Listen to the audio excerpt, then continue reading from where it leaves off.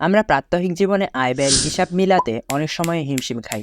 বিশেষ করে দ্রব্যমূল্যের এই ঊর্ধ্বগতির বাজারে ব্যক্তিগত কিংবা পারিবারিক প্রয়োজন মেটাতে বিশাল ঋণের বোঝা টানতে হয়। এ সমস্যা থেকে বেরিয়ে আসতে একটি বাজেট লিস্ট অনেকাংশে আপনাকে চিন্তামুক্ত করবে। আপনি বড় কোনো কিছু কেনাকাটা করতে চাইলে, ভবিষ্যতের জন্য পরিকল্পনা করতে চাইলে, অথবা শুধু আপনার খরচ নিয়ন্ত্রণে রাখতে চাইলে একটি বাজেট একটি চমৎকার টুল হতে পারে।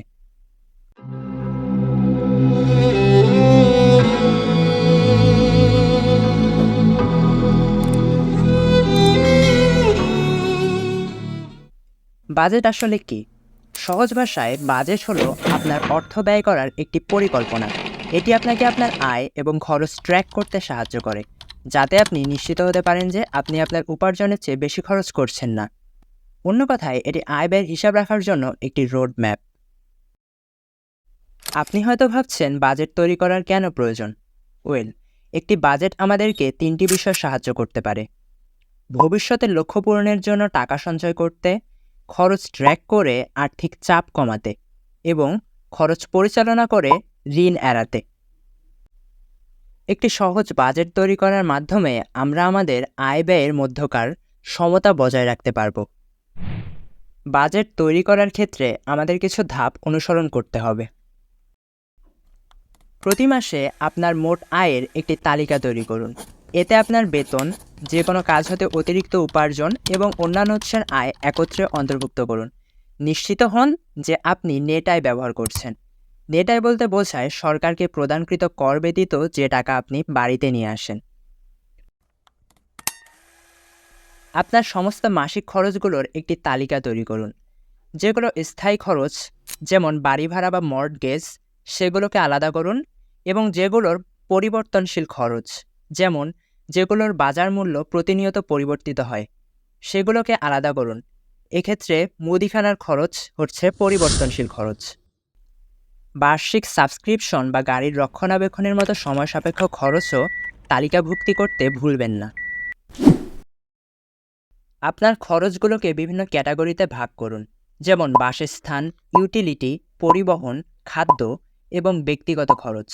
এটি আপনাকে আপনার অর্থ কোন কোন খাতে ব্যয় হচ্ছে তা দেখতে সাহায্য করবে।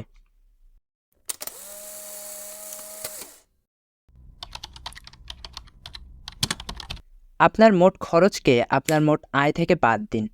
যদি কিছু টাকা অবশিষ্ট থাকে তবে তা সঞ্চয় করতে পারেন, আর যদি না থাকে তবে আপনাকে আপনার খরচ সমন্বয় করতে হবে বা সৎ পথে আয় বাড়ানোর উপায় খুঁজতে হবে।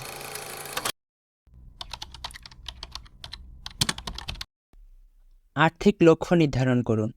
আপনার বাজেট দিয়ে কী অর্জন করতে চান তা নির্ধারণ করুন, যেমন ভ্যাকেশনের জন্য সঞ্চয় করা, ঋণ পরিশোধ করা বা জরুরি তহবিল গঠন করা।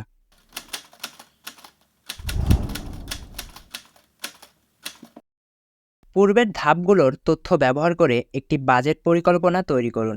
এক্ষেত্রে আপনি একটি বাজেটের লিস্ট তৈরির অ্যাপ, স্প্রেডশিট কিংবা কাগজ কলম ব্যবহার করতে পারেন।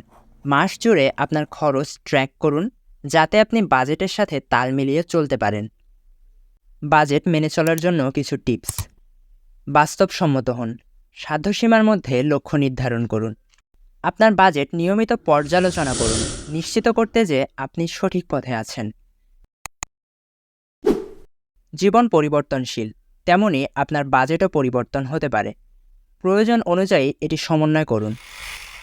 দ্রব্যমূল্যের ঊর্ধ্বগতির বাজারে বাজেট আপনাকে আয় ব্যয়ের সঠিক হিসাব মেলাতে সহায়তা করবে, আপনার ব্যক্তিগত জীবনকে সহজ ও সুশৃঙ্খল করবে। পূর্বে উল্লেখিত ধাপগুলো অনুসরণ করে আমরা সহজেই মানি ম্যানেজমেন্ট বা আর্থিক ব্যবস্থাপনায় এগিয়ে থাকতে পারি। এভাবেই আমরা আমাদের আয় অনুযায়ী বিভিন্ন ধাপে ধাপে বাজেট তৈরি করতে পারি।